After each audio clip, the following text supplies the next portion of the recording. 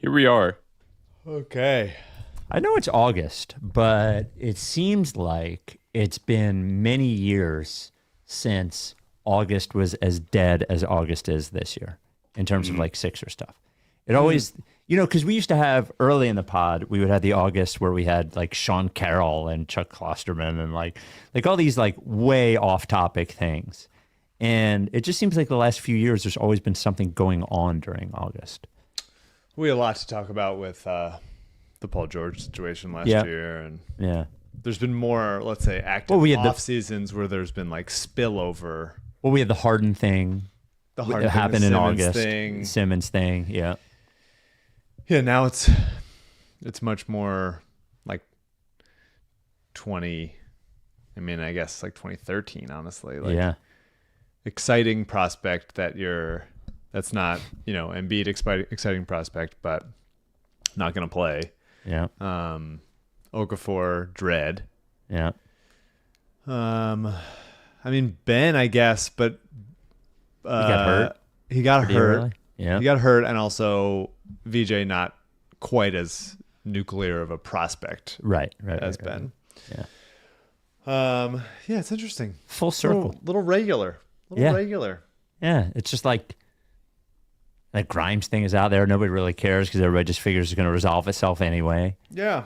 I don't know. A little weird. A little regular. See, CJ in a hotel room. Yeah. That's right. Yeah. Yeah. Undisclosed? Or are we disclosing? I'm in New Orleans. Wow. Go find him. He just reveals it. Just like that. Go find him. He's going after Joe Dumars. He's stealing Herb Jones for me. If you're also in New Orleans this weekend for the reason that I'm in New Orleans, say hi. Yes. Why are you in New Orleans for that weekend? Netroots Nation conference. Progressive conference happens every year, and previously I have had Ricky people say hi to me. So fuck yeah. Yeah. We'll see if it happens again. Famous CJ. I romanticize a conference. Oh, yeah. What happens at a conference? I pretended to be an accountant many years ago when my friend was in LA for a conference. Mm-hmm. And she was like, they're not checking. You should just come down here and pretend to be an accountant. And I did. I made up what I did. It was pretty fun. Did you wear a suit? No, it was one of those it was kind of, I guess, business casual was the vibe. Yeah. I was on a panel at some conference in New York. It was a big conference, whatever it was. It was like, you sit up there, you're like, what am I doing at this conference? Like, why are they listening to me? You know? Yep. I did not wear a suit either. I was blazer. I like the blazer hoodie look, the Gabe Kapler, as we call it. Blazer hoodie. Oof. I don't know, that. Spike. That's controversial. Yeah, I think it works. I think that gets left in the mid 2010s. Well, not for me. I don't leave anything in anywhere. All right. CJ, are you going to stay on the screen for the entrance? Yeah, why not? Oh, wow. Why not? What a moment. Let's go. Okay. On the show today, the Jobs Pod. We had promised, we had a few requests to do a podcast only about we have a little other stuff, but mostly about our jobs outside of the Ricky, as the Ricky is not our primary job, even though we've been doing it longer than I've been married, and I've been married for a long time. But so we have that. Your opportunity to also talk about your opportunity to play ping pong against Daryl. And we did have one good Sixers question I wanted to start off with before we get into the jobs. The Rights to Ricky Sanchez podcast is presented by DraftKings Sportsbook. Sign up for DraftKings Sportsbook by using promo code RTRS. Brought to you by LL Pavorsky Jewelers, where Rights to Ricky Sanchez listeners go and get engaged. Ethos Support. Your customer support should not suck. Solve that problem by going to ethossupport.com/Ricky. And Surfside Iced Tea and Vodka, the official canned cocktail of the Ricky. Well, you know what usually goes here. The $100 birthday wish. That's right. We've been sent $100, so we are wishing a happy 29th birthday to Jake. A crisp 100 in my pocket. Yes. Jake. Courtesy of Jake's friend. No, this is from Jake's brother. Jake's brother. Just wanted to ask you guys if you could wish a happy 29th birthday to my brother, Jake. Jake and I have been longtime listeners, with him introducing me to the pod, and I feel like it has brought us closer as we have suffered through the years of the Sixers franchise. Without a year Without a year missed, my phone shows me a video memory of our live reactions as we watched Kawhi Leonard in Game 7 give us a glimpse into what the Sixers viewing experience would turn our lives into for the next several years. Today, we remain convinced that each year will be our year, just like the delusional Cowboys fans do without miss. You mentioned this would be a great last-minute birthday gift, so please let him know this is all he'll be getting, as his budget for this year was $100. 100 big ones for us. So, happy birthday, Jake. Happy 29th. Jake. They only get better from here, buddy. I think the 30s are good. Don't worry about it. Don't freak out. I freaked out a little bit when I turned 30, but you don't need to freak out. And if you are freaking out, I mean, I guess you don't want to manage your freakouts with alcohol, so we'll put that to the side. Let's just say if you want to have a good time, Surfside Iced Tea and Vodka is a good partner for a good time. It's only got 100 calories, which is great. It's only got 2 grams of sugar, which is great. But more importantly, it tastes great. You can pick out your favorite. You pick out your favorite, maybe a raspberry tea and vodka, maybe a peach tea and vodka. Maybe you just want to jump over the lemonades. Get the lemonade and vodka, the strawberry lemonade vodka. Man, the options are endless. Go to drinksurfside.com. Get it wherever you get your canned cocktails. However, you must be 21, and please enjoy it responsibly. Without any further ado, Amos and the chef. Laddie, sweetie, the man is here.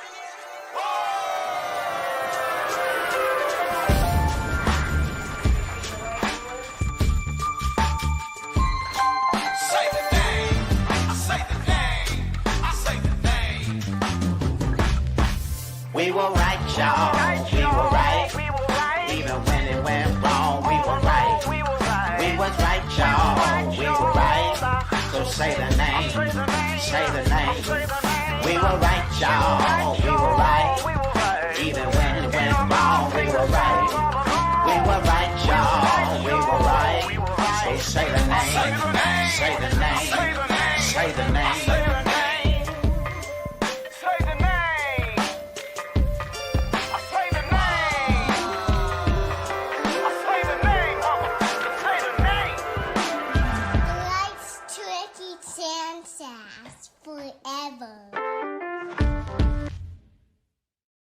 Welcome to the Rights to Ricky Sanchez podcast. I'm Spike, along with 2 guys on the screen for the first time. Well, maybe, probably. That is one, CJ and Mike Levin. Well, it's not CJ Levin, it's CJ Coyle. But No, he's adopted. He took the last name. That's right. Yeah. My buddy was at the Dodgers game last night, and he said, Surfside everywhere. Oh, yes. Yeah. Dude, we got to get a Surfside Ricky can. I saw Clement post from Surfside, post a picture with a Surfside can with the Dodgers logo on it. Ooh. Unreal. What? We got to get a Surfside can with a Ricky They're logo on doing it. good. We were first. They're We're the first. last We were. good. They're the last business doing well. It's just them. Just Good for Surfside. Yeah, come on, Surfside, step it up. Before we get to the jobs pod, I had to think about this question for a minute, and my answer actually changed after I thought about it for a minute.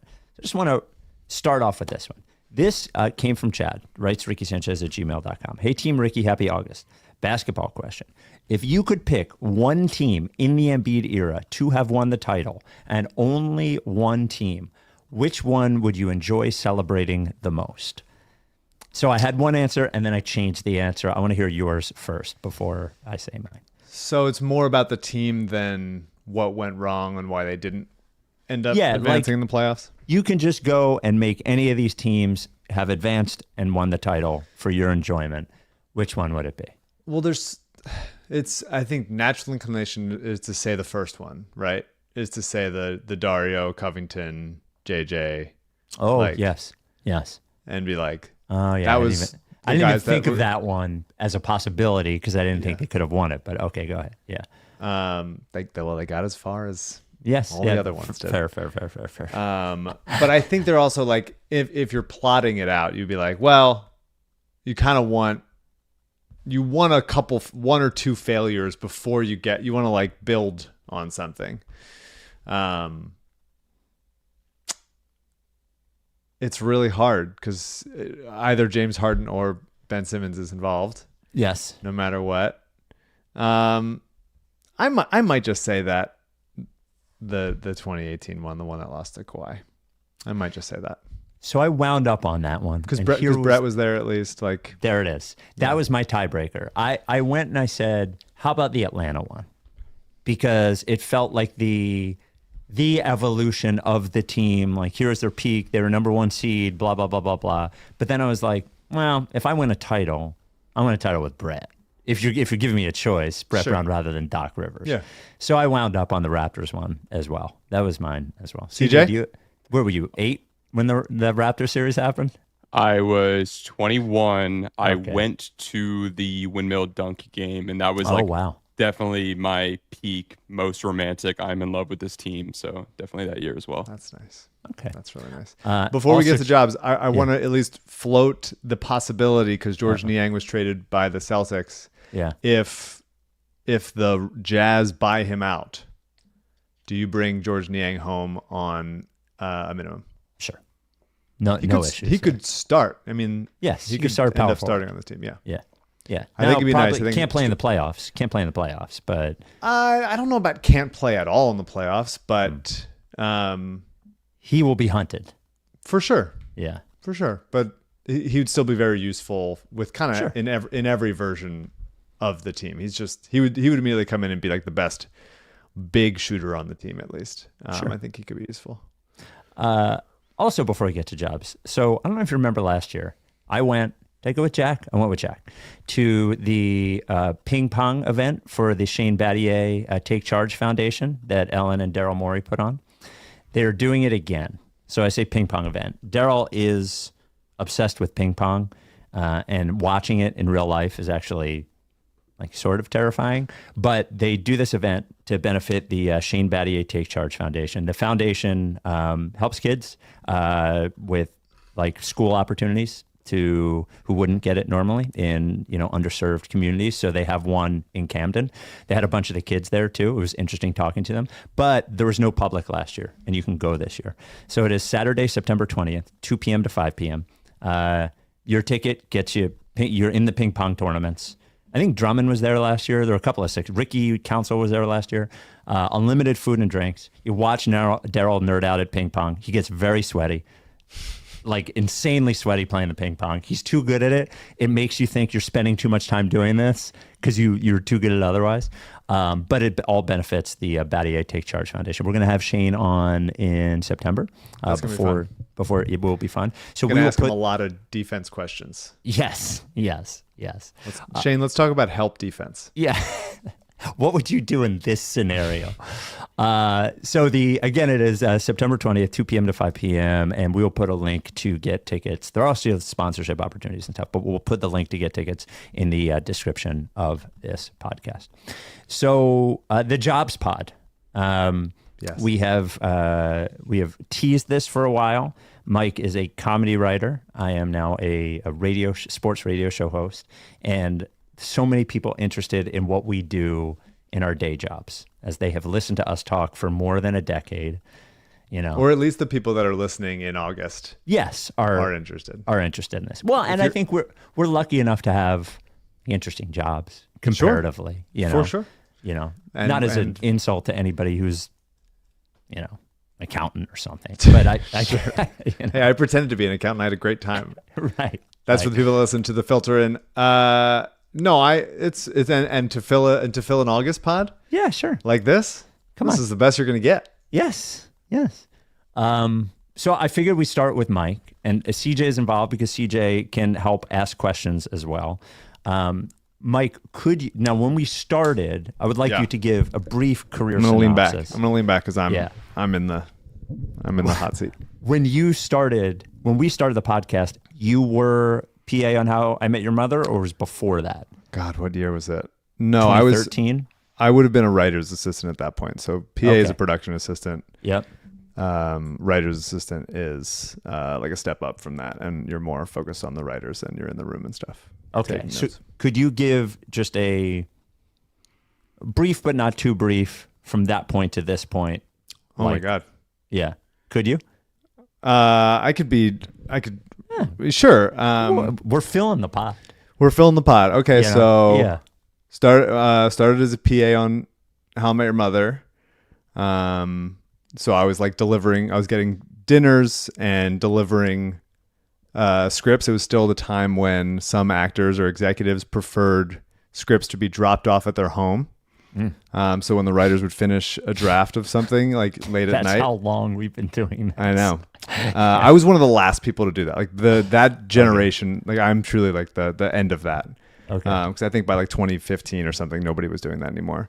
But some people, they would get the scripts late, and there'd be like a table read, or sometimes, on How I Met Your Mother, we put out 3 drafts a week, which was the table draft before reading a table read, and then after the table read, there'd be a bunch of notes from people and things that they would change, and then the run through draft, which was when it would like be on its feet on set, and they would like the actors would read it out, and you'd go from set to set as they're like acting it out, performing it, and then the production draft, the final draft, that would be shooting the next week. So after every late night that script came out, I would drive it around town to like Josh Radnor's house. And some like guest casts and stuff, and did that. And then that was season 8. Season 9, I got promoted to writer's assistant because a couple people left or got staffed, and then bounced around assistant on a couple other shows. I sold a pilot, and then me and Pat teamed up. Pat was also an assistant to How I Met Your Mother, and we got staffed on the show called Trial and Error with John Lithgow and a few other good folks. Kristen Chenoweth was the star of season 2. What was the pilot you sold? Pilot that I sold was a script to Jake Johnson's production company that he had with Max Winkler at the time. Is that the Colorado show? It was at that point called Alive in Seattle. Okay. And then I sold it to 20th with them producing. It didn't get made, so then the rights went back to me because they optioned it, and then my manager sold it to this company called Full Screen, which was during the like early you can make TV shows on the internet stuff. Yeah.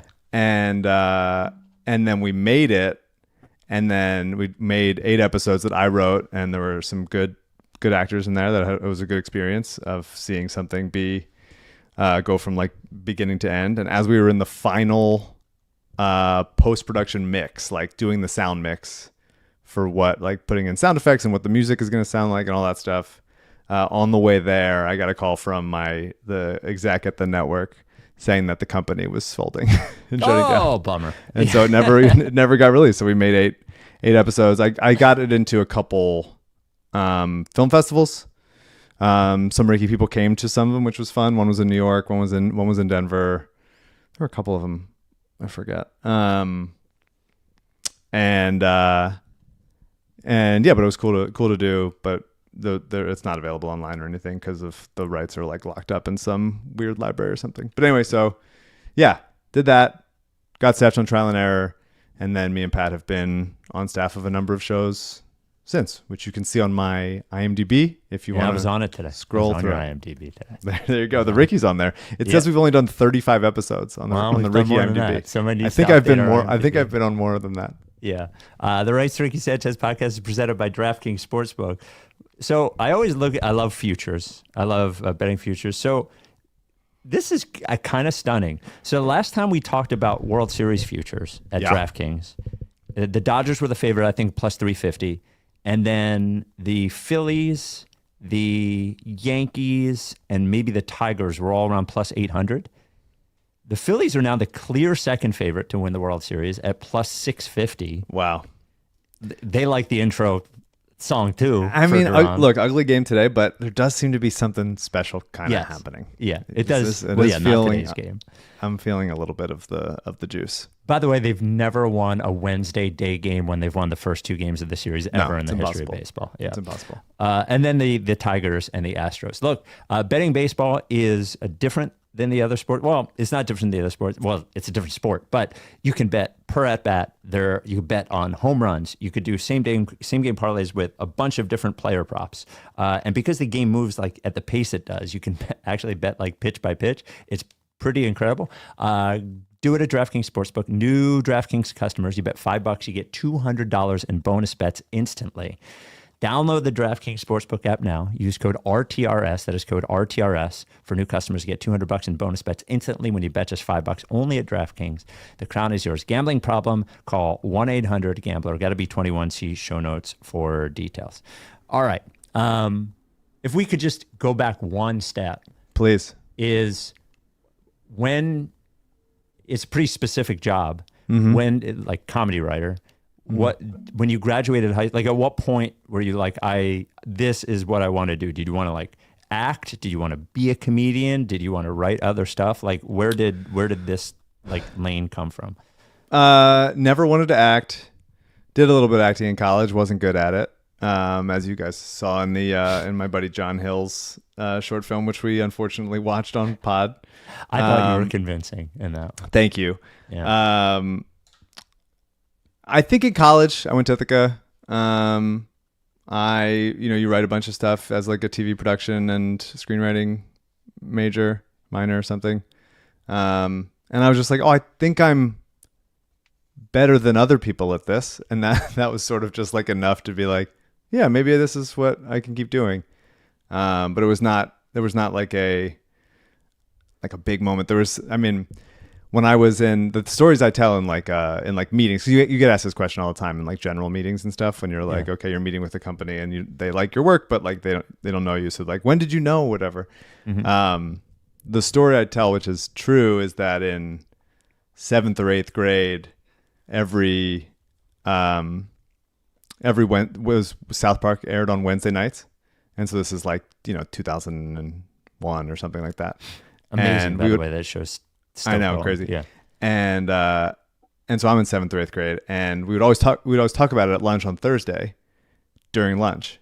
And I would forget jokes that I liked the night before and be like, oh, there was so much that just happened too fast I couldn't remember it. And so one night I still remember the like blank piece of printer paper that I had, and I just wrote down all the jokes that I liked as I was watching it.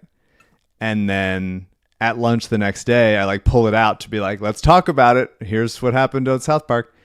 And my friends like made fun of me so much for taking notes on South Park, just like ruthlessly ripping on me for taking notes on South Park, to the point that I've never forgotten it.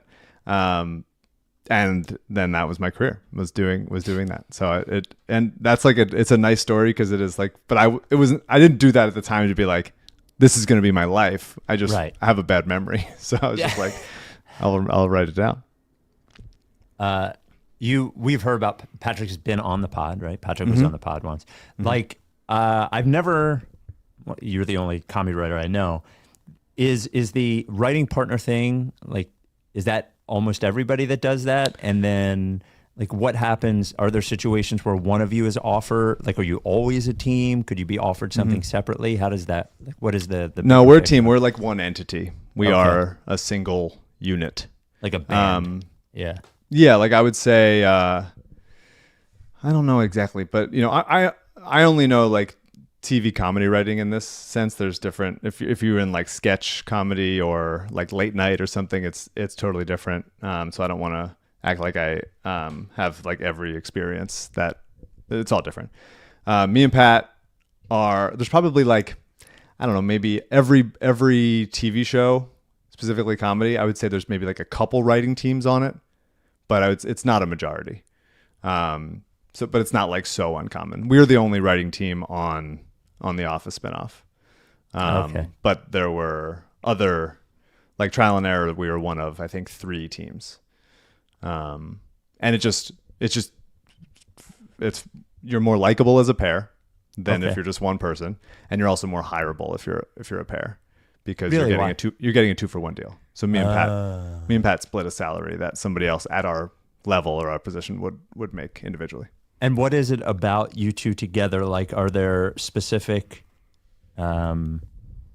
like traits that he has that you don't, that he's good at that you're not, or like what, or do you just have a vibe in how you think about each other's like sense of humor, or how does that? Yeah, I mean, we both like naming college basketball players from the early 2010s. Okay.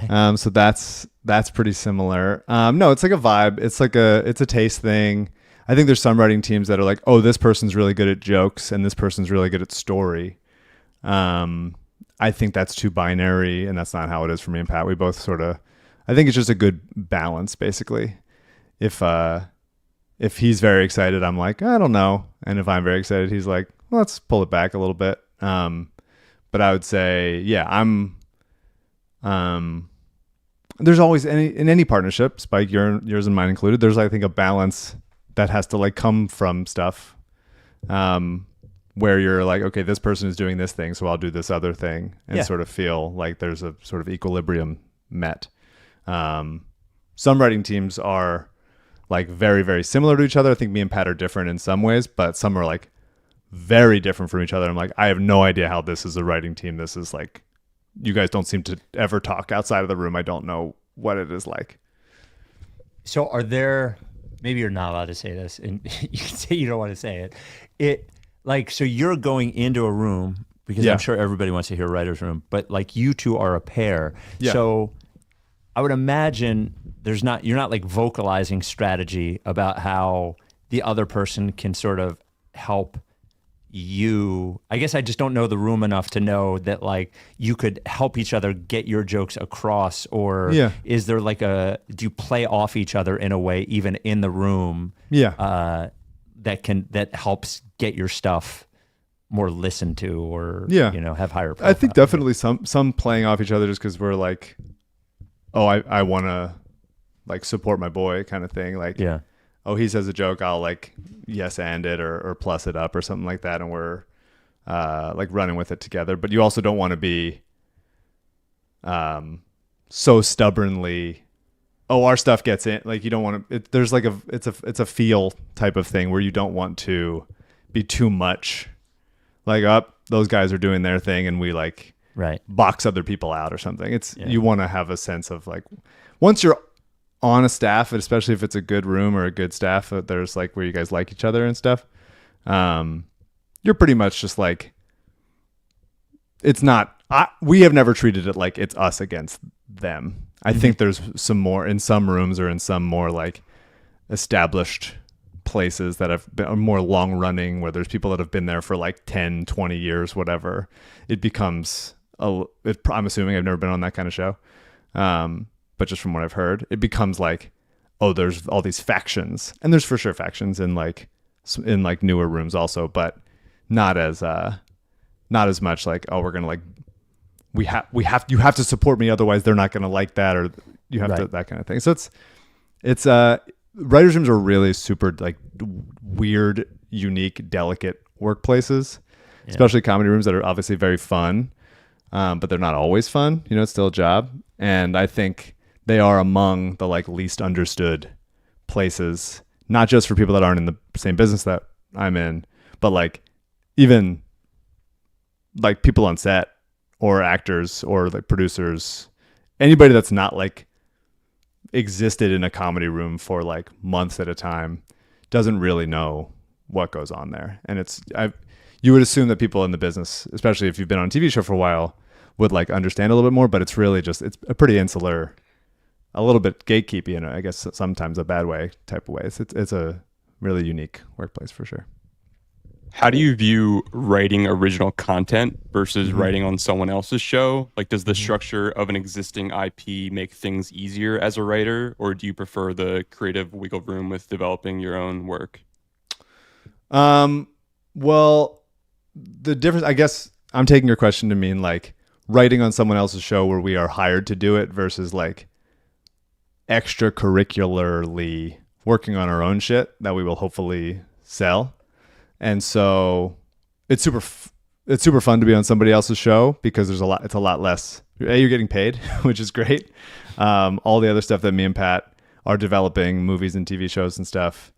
Some of them we could get paid to develop them or to write them, but usually you're like cooking it up yourself for free with the idea that when it gets to a place, either as a pitch or as a spec script, which is what happened with the movie that I sold, you will write the whole thing yourself, and then somebody will buy it. But it's much more. I think I alluded to this one of the more recent pods ago, where it was like when you're on somebody else's show and they're making the decisions, it's just so much. Hey, I'll pitch my jokes, I'll pitch my story ideas, but then I'll be like, all right, well, great, yeah, whatever you want, man. Like it's your thing. That's cool. You don't have to be like quite as invested or as like life or death. Whereas like when it's our stuff, or when eventually, hopefully, we have a show or something, then it would be much more like, oh, this is my whole career has been building to this thing, or like, what is this choice that I make of like what kind of backpack this character has? What's that going to do for the rest of the series or something? Like you could start to read into everything. Whereas like when you're on somebody else's show, you're like, well, it's ultimately not my call, so I will. You can only get so. You can only white knuckle it so much. I've obviously felt very strongly about stuff in writers' rooms before, but when it's not my show, you sort of sign up knowing like it's ultimately not my decision to make. So I think I do a pretty decent job of, like, in a good way, not checking out. Checking out makes it seem like I don't give a shit, but it's more like at a certain point the buck does not stop with me. And that's not my problem. That's not my problem. Yeah. Okay, so I'm sure they're all different, but in general, how does a writer's room like meeting go? Like in my head, it's like a brainstorm or something where nobody's allowed to say your joke sucks or whatever. But how does it, like, do you come in with a premise and everybody's sort of riffing on that premise, or like how does it work? How long does it go? You know, does someone run it? Like, how does that work? Yeah. So it all totally depends on everyone. But like, you know, say as an example, and when you're in a different. All right, so I'll take the show Young Rock, the Dwayne Johnson show that I was a writer on for 3 seasons. We had Zoom meetings with Dwayne because it was COVID, so we didn't get to ever meet him in person, which is a bummer because I do think I would have made him rock bottom me. You have meetings with Dwayne, you're like, okay, so these are some stories that we heard about from Dwayne. These are how we want to like funnel them into the show. It's kind of unique because it had multiple like timelines of when Dwayne was like super young and then like sort of a teenager and then into his like early wrestling, college football, and then wrestling years. And so we would be like, you have an idea of what you want the season to be from like the showrunner on down, the creator and showrunner on down. And then you'd be like, hey, we're looking for something in this area of like Dwayne, Dwayne, there's a girl that Dwayne's interested in Bethlehem in, 1987 or something, whatever it was. And so we'll just pitch on like possibilities. It's a little weirder because it's like some of it is true and some of it is like fictionalized, So maybe this was a bad example of me to pull from. But in any writer's room, when a day starts with, like when we start season 2 of the paper, it'll be like, okay, here's what we liked about season 1. Here's some things we want to like try new stuff for. And so we'll just sit around like talking about like characters for a while, just in the room. And if our bosses are in there, then they'll be there. Sometimes the bosses will be like doing other meetings. And then like in this case, me and Pat would be running the room and like having those conversations, being like, all right, so we're looking for something for this character. Who's got ideas about like this kind of thing? And so we're like, oh, here's some fun things. And we'll just like, there'll be a writer's assistant there, which was my former job when I was younger, and just like taking notes. We'll write stuff on the board. And then when the showrunner comes in, we'll then pitch them some of those ideas that like got traction in the room. But it really is like sitting around talking about stuff. Those are like story sessions or blue sky sessions where you're just kicking things around and going like, what could it be? Could be this, could be that. Like, this is kind of funny. Oh, this real thing happened to you. We can use that for this. Like people telling stories, people like, sometimes it's watching like dumb videos. Like it is a combination of hive mind and then like different perspectives, and then occasionally like being inspired by something that's happening in the news or some like stupid video that somebody saw, or something that like, on How I Met Your Mother, it was a lot of like, oh, Carter read a book about Teddy Roosevelt, and so now we're like putting Teddy Roosevelt stuff into this episode. It was like just some stuff is just like, we get, you hear something, you're like, all right, cool, so we're going down that road, cool. And then when it's more when the show is more like, oh, we're in production now, we gotta get the script out. That's like, okay, we have to rewrite the script. It's like 6 pages too long. It shoots tomorrow. We have to cut and have it make more sense. So like the script will be on screen, and we'll be like, okay, there's a cut on this page. Like you can take out this scene. You don't need the scene. You can put the content of this scene up into this one. Like it's all people trying to like work the problem and stuff. I don't know if that was a helpful explanation. There's a lot. I think so. It must be hard to explain just because it's not like a step by step thing. Right. It just seems like a very, you know what the end goal is, and you know where you're starting, and like it's up to you guys to just fucking sit in the room for enough times to have the output that you're supposed to have. You know? Yeah, and I mean, like, you know, it's like a conference. Sometimes it's like couches, but usually it's just like a conference table that people are sitting around on, and there's whiteboards all around, and there's cork boards, and there's like little snacks, note cards all around, plenty of snacks, a lot of good snacks. All right, and you know, the first. Some rooms like you're getting to work right away, and some rooms you're like, all right, let's talk about lunch for a half hour, and then let's think about what we're going to get when it's going to get here and all that stuff. And so it's a good mix. There's so much writers' room culture stuff that I've just like grown up on as an adult. That it is an insular thing, and it is very everybody has these like your terms and shit that like only other comedy writers would know and stuff.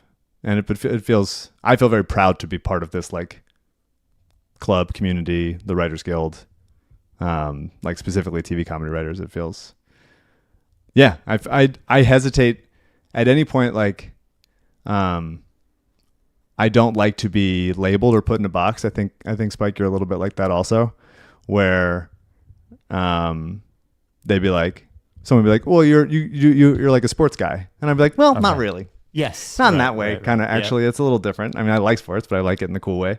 Or it'll be like, oh, you're like a comedy writer. It's like, well, I don't do it. Like, there's like a bad version of that in my mind that's only just like jokes and is not as much like narrative storytelling. I was like, I can do more than that. So it's a little bit of like, I shy away from being placed in just one particular box for whatever reason, probably because I'm annoying. But the one that I like the most is like TV comedy writer. I feel like I'm a part of that community the most, I would say.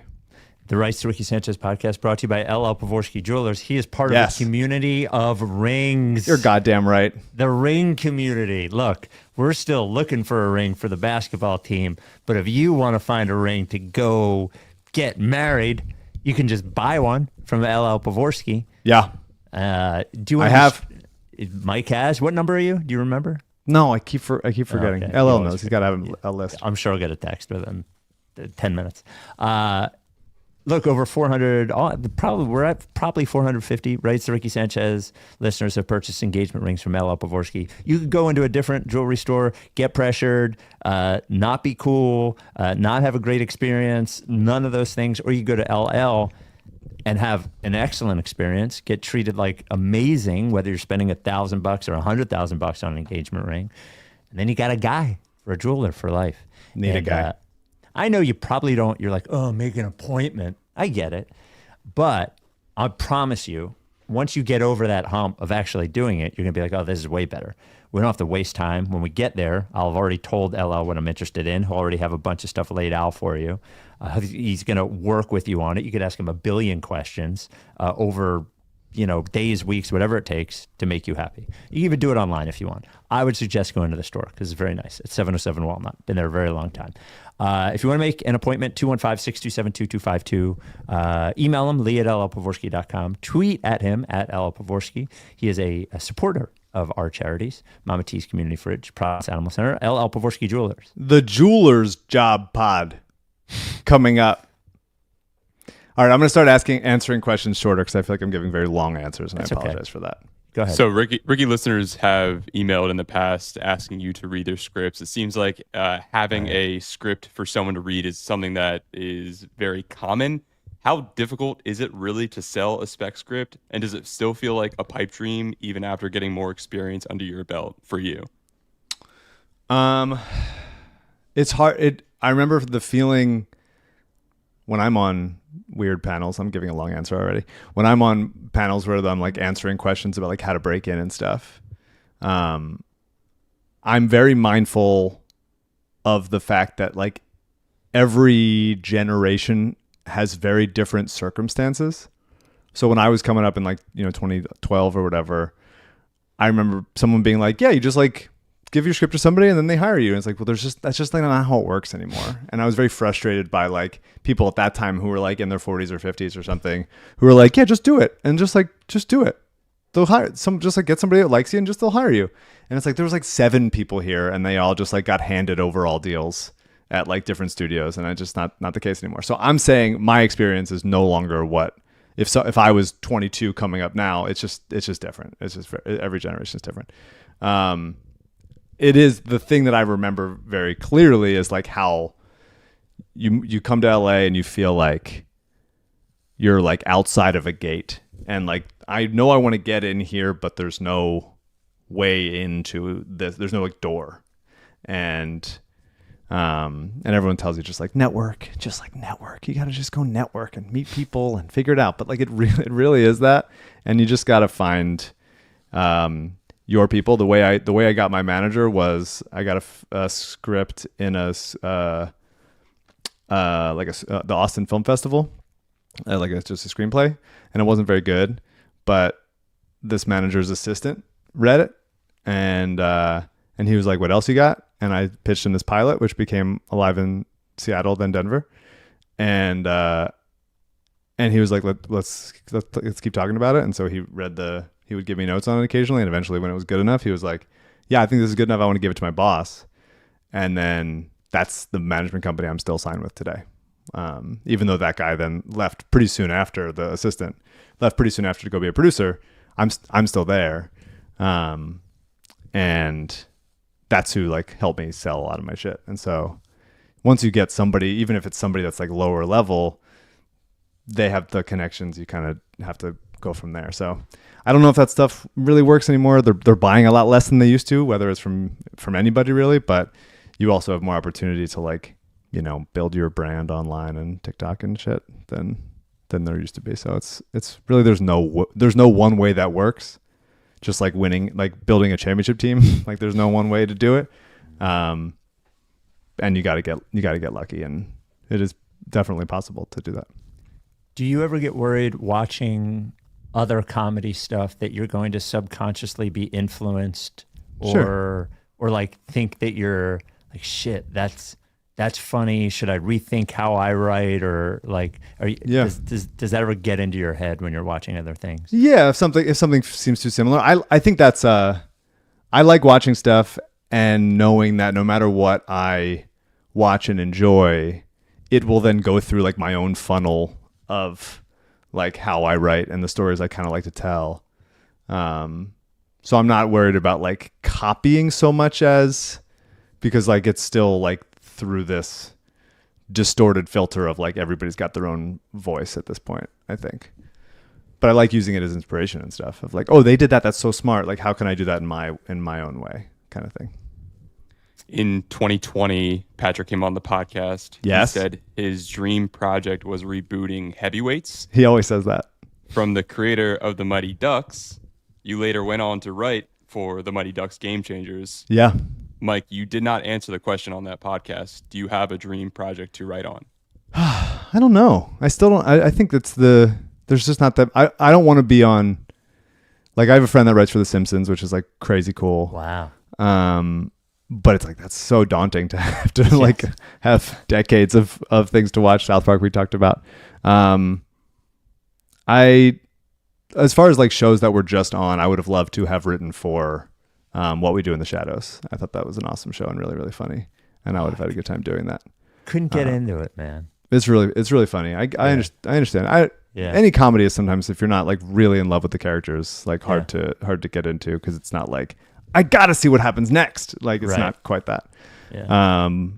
But yeah, I wouldn't say I have like dream project. We've been approached about doing like various like sports movies and stuff. Now that people know that I do this, and me and Pat are big sports freaks. We had a meeting with somebody who went to Syracuse, who works for a pretty big production company, and we just started naming members of the Syracuse national championship team, and we got all 8 of the rotation, and he was like, "What the fuck?" And I was like, "Yeah, so that's what it is." Do you like that, or do you want to distance yourself from being the sports writers guys? Yeah, I think in doses, right? A little bit. Like, you know, we're developing a bunch of things right now on this whiteboard that is to my left, has like all the stuff we're working on. And some are like sportier, and if somebody came to us with another sports thing, we might be like, all right, we kind of don't need to do another one of those. We already kind of did that or something. But it's, I think in doses a little bit. It's always good to have a mix. Laugh tracks. Like, is there like, do you think that a good laugh track can like really help a show, or a poorly done laugh track? Is it somebody's job to put the laugh track in? Totally, yeah. Oh, okay. Yeah, the editor on How I Met Your Mother it was her job to put the laugh track in. Okay. Because How I Met Your Mother was not a live audience. It was just laugh track. Okay. Alyssa's a writer on the show The Neighborhood with Cedric the Entertainer, and they sometimes have a live audience, and sometimes they have like paid laughers that come in to like be good at laughing.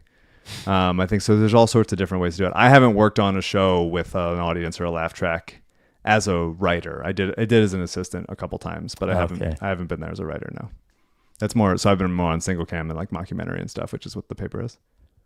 For Brotherly Love, you wanted Dennis Haysbert from the Allstate commercials to play Ben's dad. Cool. Was Emma Stone your first choice for this script that you wrote, or did you have someone else in mind? No, she was number one. That was pretty crazy. Wow. It was like, there's things I can't say about it, which is a bummer because I want to talk about it.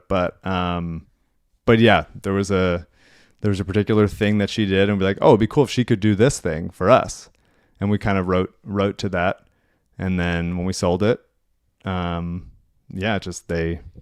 producers like went out to her and she got in there. It was crazy. It's crazy that usually doesn't happen. That was a very, very fortunate situation of things lining up really well.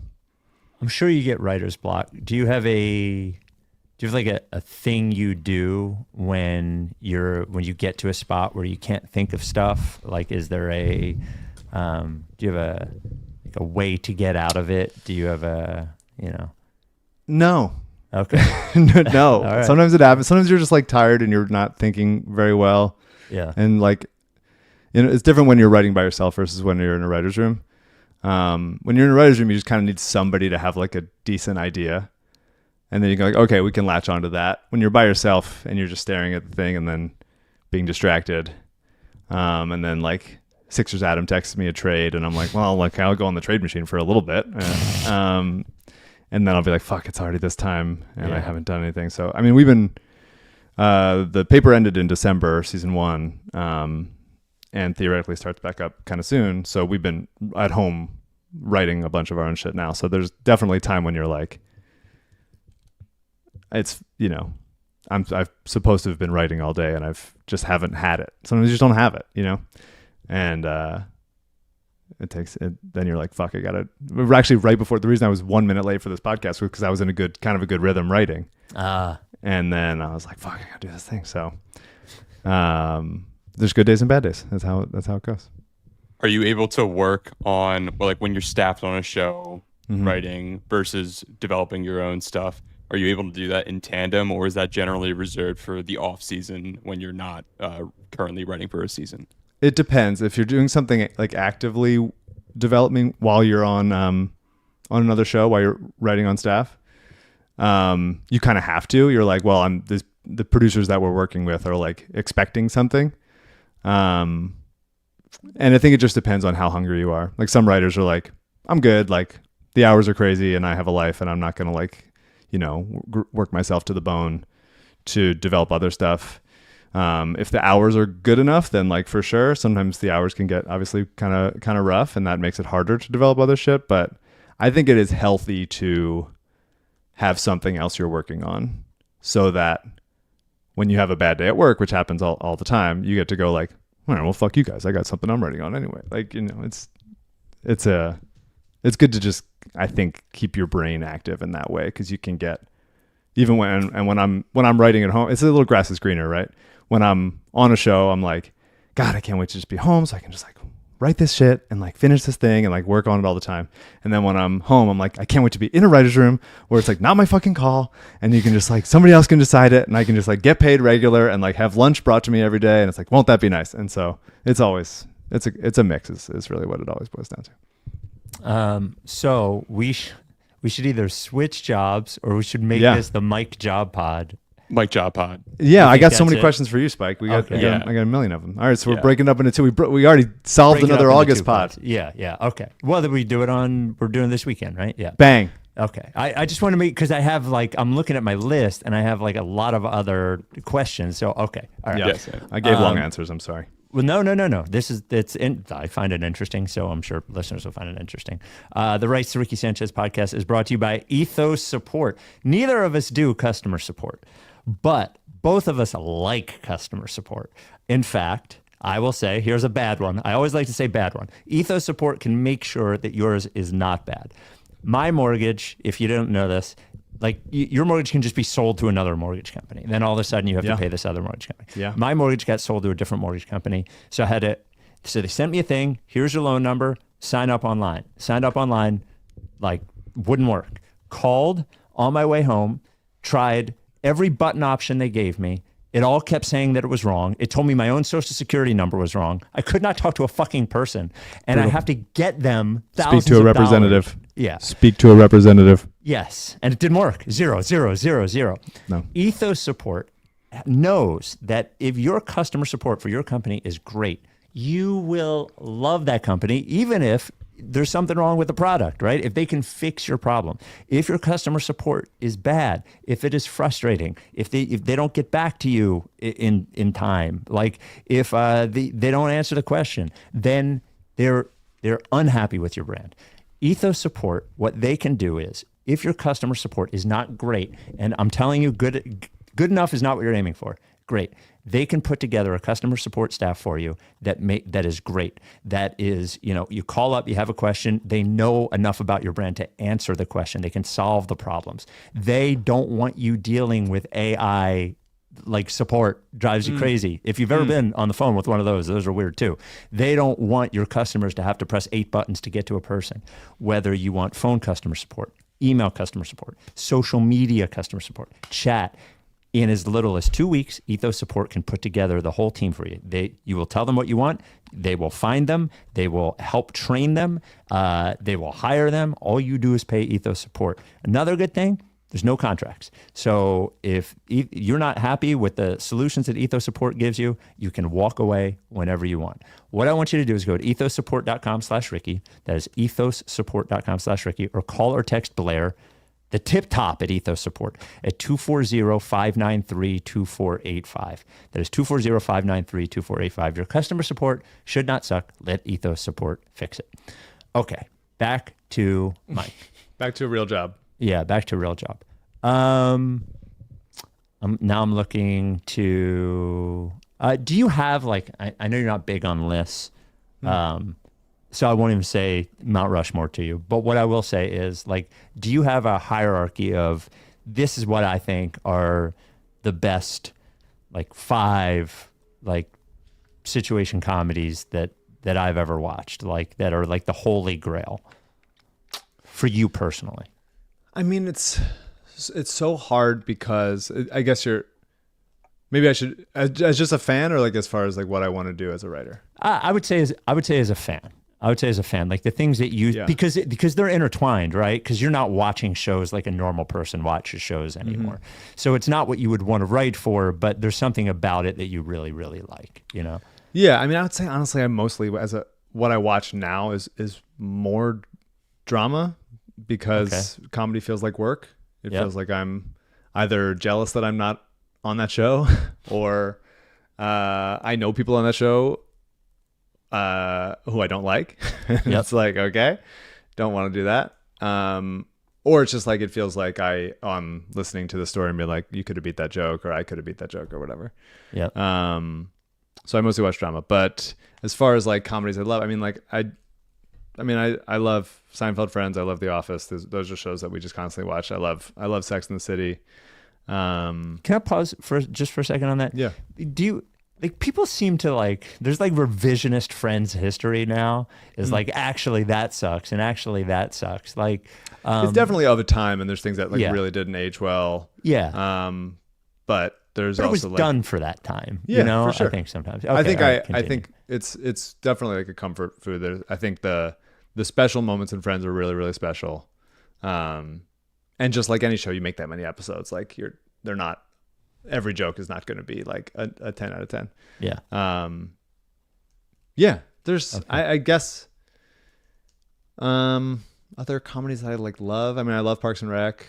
I loved How I Met Your Mother when I was like in high school and college, and then got to work on it, which was super cool.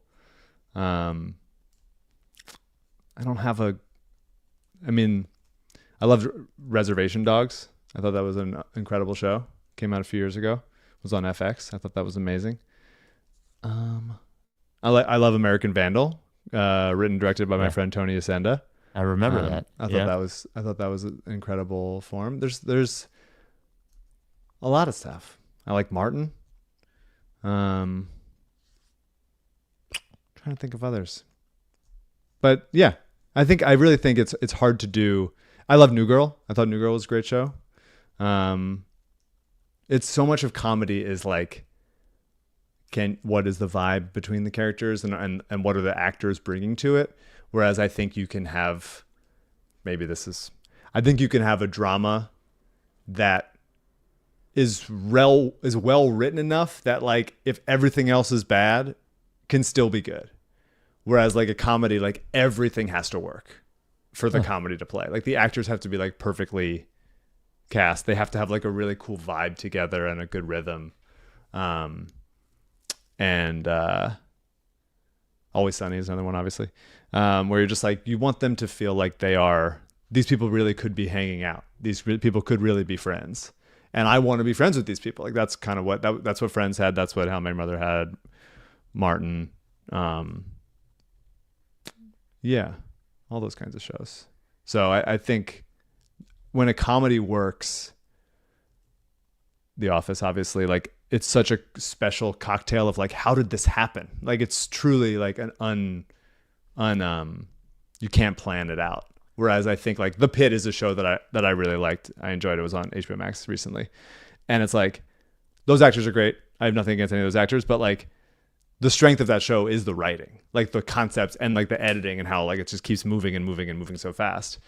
And Noah Wiley's great and those are great cast, but I think like it's more magic with a TV comedy series when you're like, oh, these people just like fit together in such a nice way. You've been around for a bit. I'm sure the landscape of writing in television has changed a bit. Mm-hmm. I read an article earlier this year about how certain streaming services are putting out more shows that are almost designed to be watched while you're doing something else, like a passive viewing experience. And some people may call it, man. Yeah. Some people may call it the slopification of television on streaming. Sure. Is this noise for you? Do you notice this? Is this like, how do you feel about this? It's, I think on some streaming platforms, no one has ever given me these notes or thoughts.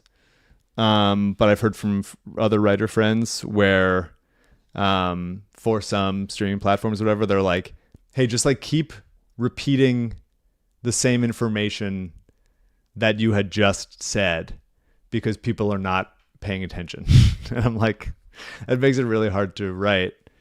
But it's never happened to me personally, so I'm only going off of what my friend said. But it is, yeah, I mean, like, I understand that in some sense, like you just want to put something on while you're doing something else. The stuff that I like to do that to is like the Housewives franchises. Although I pause and I watch that pretty close actually. So maybe that's wrong.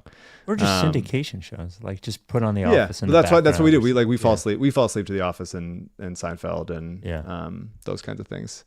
Just because it's like, oh, it's nice to have on and you're not having to like lock in because we've watched it so many times. But yeah, I mean, I think a definite bummer of, hey, try really hard on this thing. Just so you know, nobody's paying attention. Like it just makes it hard to really lock in and give a shit, I would imagine.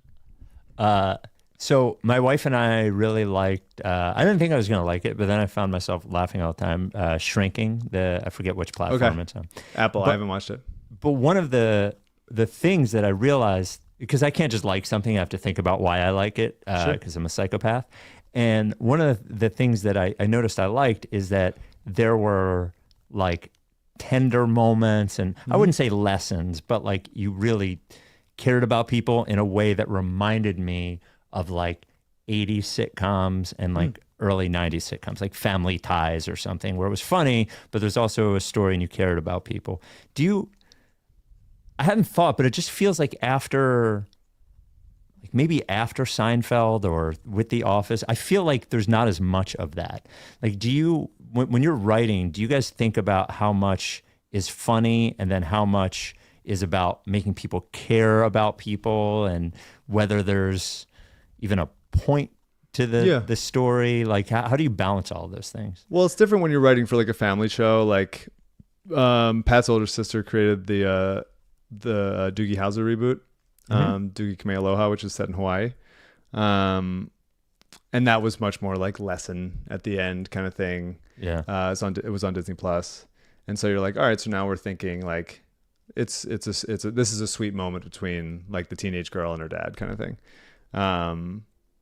And then on The Office, it's like how much you want to sort of sneak that in a little bit more. Like, oh, this is a sweet moment, but then you like undercut it with a joke or in a different scenario. So you want to like come at it from a more surprising place, not as straightforward. So, but I think it all depends on the tone of the show. Like, if you tried to do a family show storyline on like Always Sunny, it would feel like very wrong. Yeah. But there's ways that you can have like, harsh or cynical shows that's my favorite kind of thing, is when like a show that is harsh or cynical or like, filled with a ton of jokes can still go, oh, this is a really sweet moment in a way that I didn't expect. Whether it's like a will they won't they rom-com situation or something more just, oh, that's a really cool moment between like family or something like that. It's just I think that's artful writing when you can be funny and make people feel something at the same time. It seems like you've been picking up steam in both fields of writing your own stuff and getting staffed on bigger shows. I'm honored. Are you happy with this trajectory that you're on? Does success in 10 years from now for you look like doing one or the other at an extreme level? Or are you happy kind of balancing both? That's a great question, my friend. No, Pat and I are very, very lucky to have been as successful as we have been. Selling the movie was huge and really cool, and is opening other doors for us because this is our first time like trying to do anything in features really. And so now it's opening doors, and so we're writing another spec that we're going to try to sell, and we're developing a couple other movies with different companies and stuff.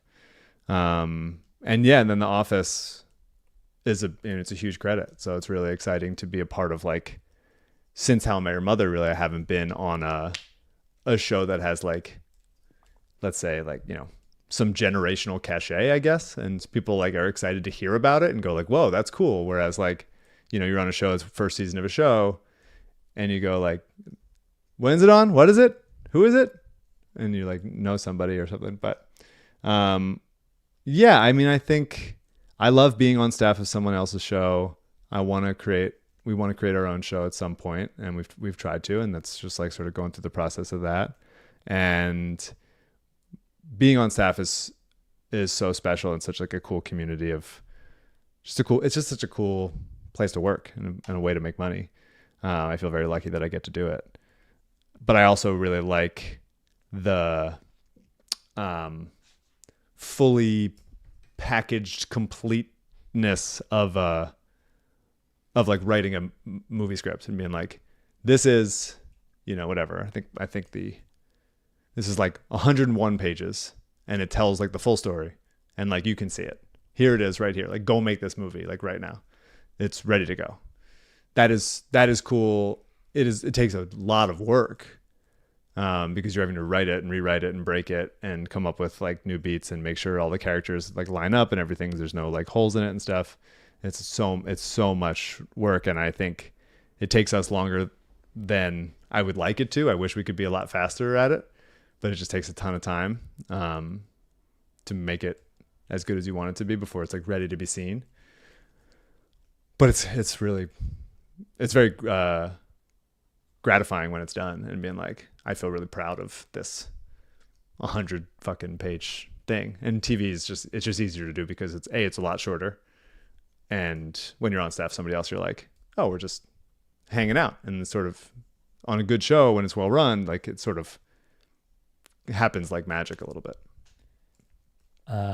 How do you like, I think it was Andy Greenwald said that like, I think it was Andy Greenwald talked about getting better at writing by reading good writing. Like, how do you get better at being a comedy writer? I think it's similar. I think I like reading. Like I'll read scripts from time to time and be like, God, that's so smart. And that's a smart way that they did that. I think it's super helpful to read it. Sometimes watching it obviously important, but reading it is also a specific kind of feel because you're really fully in the writer's hands rather than like when something gets made, it is the director, the actors, the editor, the lighting. If the lighting is weird, I just saw something where I was like, the lighting is weird and the music sounds wrong and it's not as funny as it should be because like it's just off. Like it's a little bit eerie. Like so much of it has to like line up in order for you to think something is funny and to laugh at it. Like really everything has to go right. But I think I get better at comedy writing by being like in a comedy room. I think that makes you funnier. Yeah. I remember when I was an assistant on How I Met Your Mother and then a couple other shows, you're not counted on to like produce really. You can, and it's like I got a couple jokes in How I Met Your Mother season 9, which was awesome and felt really cool at the time. But for the most part, you're just like typing notes, you're making changes in the script, you're like distributing, sending emails, that kind of thing. But being a part of that and seeing other people be funny and watching it and being like, it's a little bit like, I don't know, if you're backing up Jason Kelsey, right? Where you're like, all right, I'm on the bench. If he gets hurt, I'm coming in. But if I'm just watching him do his thing and be like, oh, I'm going to take that. I can use that. Like, and you're not counted on to like, if someone gets by me, the quarterback is fucking toast. And so it's nice to be like it's high stakes, but a little bit lesser stakes of I can learn so much just in this room. So I think some people, there's a little bit of this is very inside baseball, but like there's a little bit of people that have been an assistant on shows that have come up through the ranks versus people that are like, oh, I'm just a stand-up. I didn't have to be an assistant. I was doing my own thing. And now I'm a writer. There's occasional, not like beef or anything, but like different paths that you took to get here. Yeah. And I think both are valuable, but I am glad that I was an assistant first because I think you make way fewer mistakes because you've seen what to do, what not to do, how to handle yourself in a writer's room. Because it is a little bit like all of a sudden you're like, you know, at a family dinner on a holiday for a culture that you don't know. And you're like, what do I do? How do I handle myself? And you're just kind of watching and making sure you don't fuck up. And I think it's easier to do that when you're an assistant, and just observing for the most part, rather than like jumping in and being like, okay, you know, imagining it's a Passover Seder because that's the one I'm familiar with. Like, lead us in the prayer. Let's see it. Go get them. And it's like, it's hard. I can't imagine. It seems hard to do. So, but everybody gets their own path. And if you're funny, you're good enough to be in there. So you can know nothing and just show up to a writer's room and be like funny and a good hang and willing to listen and like figure it out for sure. most people get a job and then they get paid every 2 weeks until they get fired or leave the job. But your job is like you're working for like 3 months, and it feels like it's the older you get, obviously, the more sort of steady it gets as you become more established. Well, not really. Okay, well then you work for a few months, and then you're like, well, hope that show does good. I don't have a job now until I find out if that show did good. That's it. I would not be able to exist like that. Like, how much stress does it put on you, like, to be that way? Because it seems incredibly stressful to me. Yeah, well, it is. I think it's fun. Both of my parents have basically worked. My dad a little bit differently, had a little bit of a break where he switched. But my parents have basically both worked in the same office or same 2 offices for like 40 some years. And that's like crazy to me. Yeah. That I think I would go insane. And I like the sort of hustle nature of like, we're on this show for like 6 months. It's going to be like 6 very intense months of like, we get to know each other. We're very close friends in the room. I see you every day. We just hang out and like fuck around and make jokes to each other all day.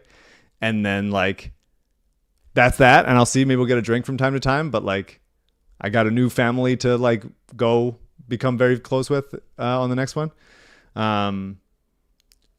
It is stressful in the sense of like, you know, you don't get, there's fewer shows.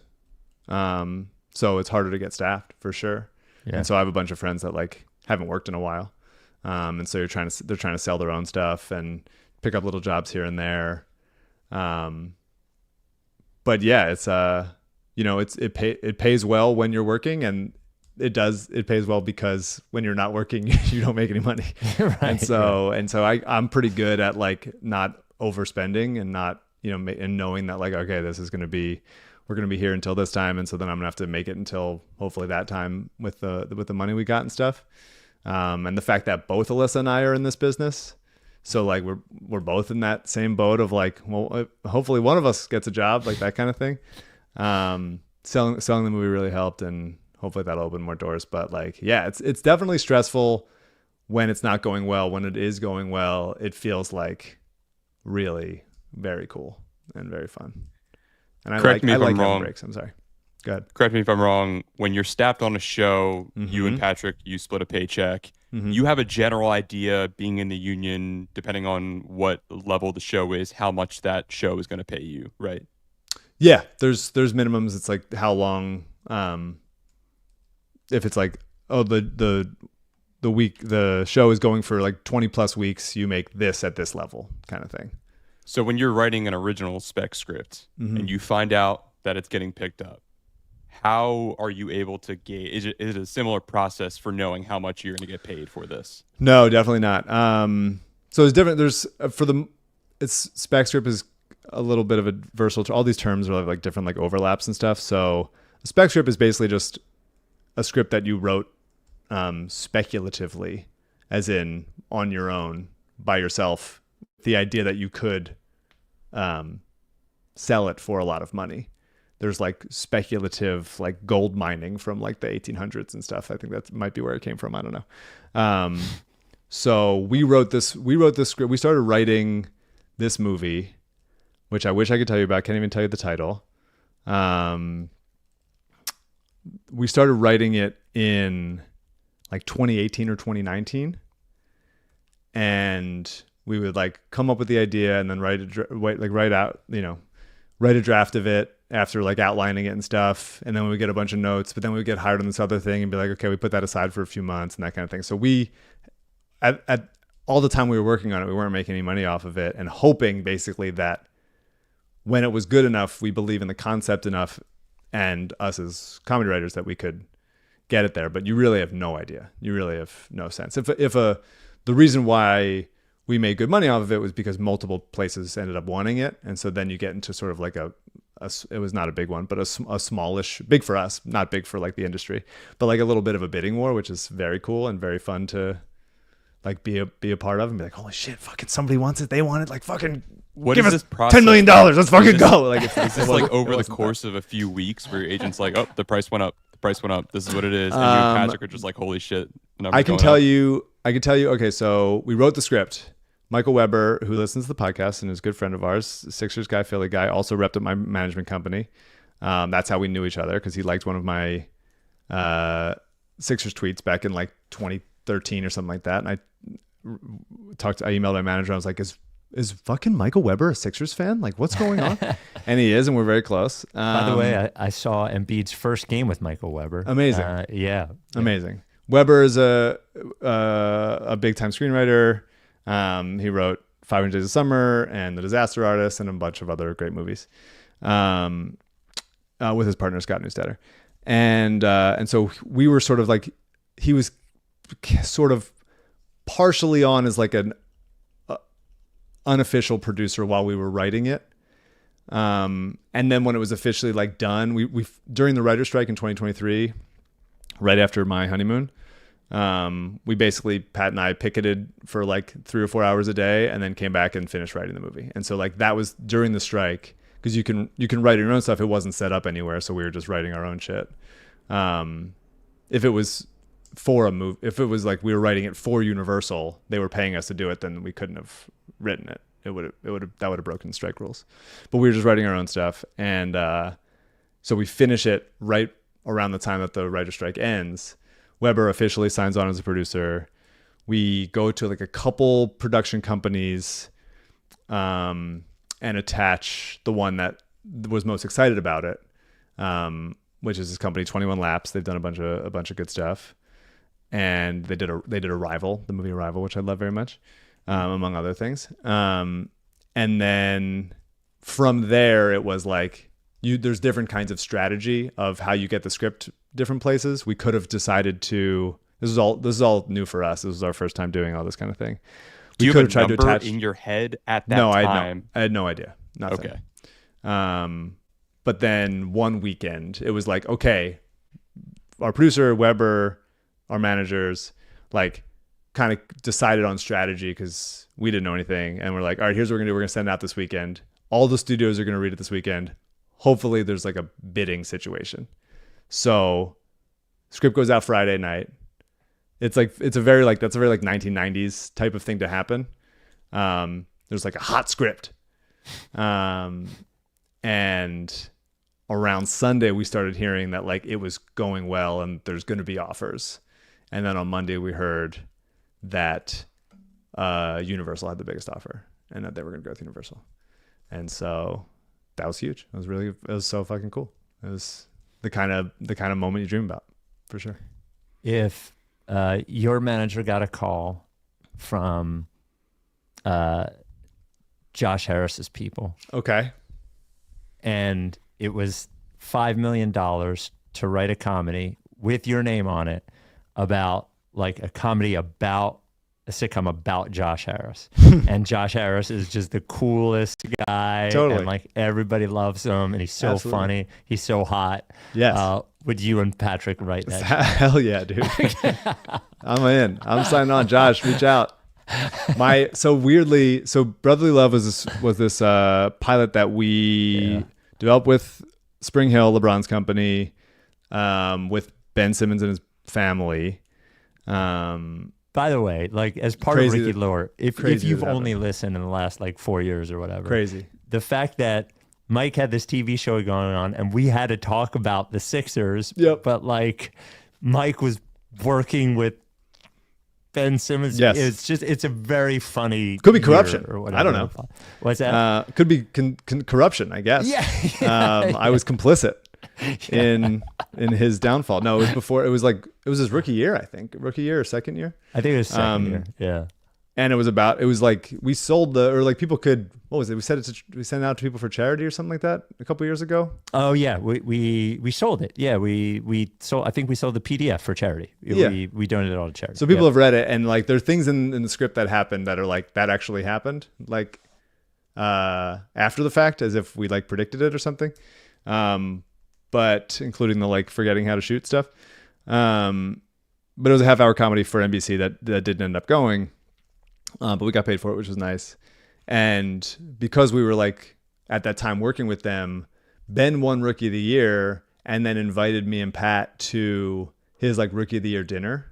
Have I told the story on the podcast before? I don't know. Pat might have.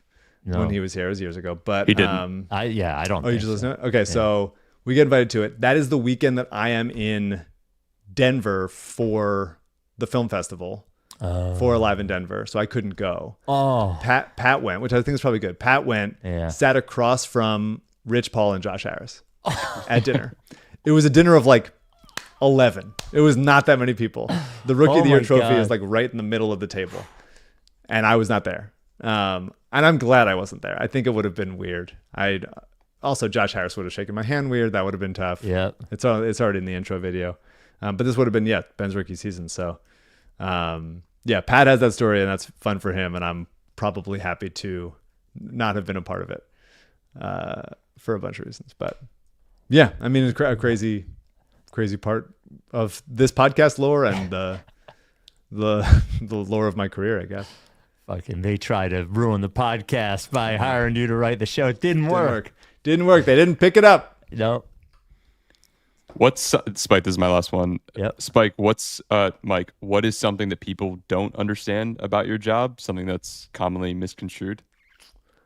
People go like, "Oh, you wrote this episode," and this is from like the actors on set to the production people and like, you know, viewers and stuff.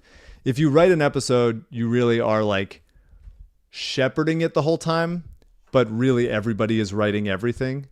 And on a lot of shows, maybe not a lot, some shows, you could have an episode that like has your name on it, but you didn't write like a single word of it, because it got rewritten as a room or it got rewritten by the showrunner or whatever. And so there's times when it's like, oh, I came up with the concept for this episode, but that wasn't the one that I got credited with. I think it might be different in drama, but yeah, the tricky thing is when you're like, I've been lucky enough, and it happens more in comedy, especially stuff that shoots in LA, which most of the stuff I've worked on, I've been really lucky to shoot in LA. So I get to go to set for all of it, and you get to go for your episode. And so you're on set for all week and you like call times at like 6 or 7 a.m. or whatever. And you're there all day and you have lunch with the crew and you go to, you know, hang out with the actors and stuff like that. And then sometimes like an actor will have like a question about a line. And they'll look at you like, well, you wrote it. And I'll be like, you can't say, well, no, I didn't. I think this line sucks. Like, I'm not saying on a show specifically, it happens all the time on every show where you're like, oh, this line made more sense in this other draft, but it got changed because of XYZ and stuff. And so, but you have to you're not throwing anybody under the bus. You're not throwing your boss under the bus. You can't say like, no, dude, I agree with you. I don't like that joke either. I think it's bad. I think we could beat it. You just go like, I think that this is the one that he or she, your boss, whatever, likes. So it's a tricky spot to be in, but you kind of just, being a writer on set is a totally different part of the TV writer experience because you are like, you're really like the glue of the whole show in that moment, because the directors are they're just there for 1 week. So a director is directing one episode and they're in charge on set, but it's also like, hey, you kind of need this character to get this reaction, because in next week's episode, which you're not a part of, like that's very vital to like what this storyline is. And so you have to kind of be like constantly paying attention and making sure that like you're getting what your boss wants, and you're being mindful of like everything that came before it in the season and everything that's going to come after it that you're like pretty aware of, even if it's like changing in the writer's room as it speaks. Because all the shows that I've worked on, I think all of them, yeah, you are writing as you're producing. So like I'll be down on set shooting on The Office. We wrote episode 3. So I'm down on episode 3 in production while episode 4 is being written in the writer's room, like upstairs. Oh wow! And then you come up at lunch and you got like your walkies, you're like your cans on, your like headphones, and you're like, hey, what's up, fuckers? And like you do that, and you're like, I'm down on set. And it's like, oh, set guy is over here. Like it's the whole thing. So it is it's a different part of the job that I really like, but it also comes with its own like kind of trickiness while you're dealing with other people and outside of the writer's room.